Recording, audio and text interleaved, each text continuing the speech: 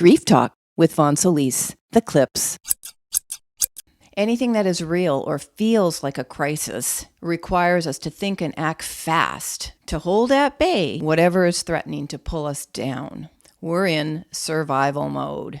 And while this might sound a bit drastic related to grief and not something you have considered, especially if you've been living with grief for a while, depending on the intensity of grief that you are feeling and for however long, the smallest thing can set you off, where it feels like you are in the throes of a problem that you can't solve or a hardship that you can't escape. So I will say that developing a solution-oriented mindset and feeling confident that you can overcome anything that gets in your way may not seem possible for you right at the moment. And I get it, because I felt that way for a long time after I lost my daughter to suicide in 2005. Life felt scary, sometimes out of control, to the point that I thought I'd never get out of the dark hole that I was in, despite my previous 2.5 decades of living, basically having the discipline to live a life exactly the opposite to what I was then experiencing as my reality.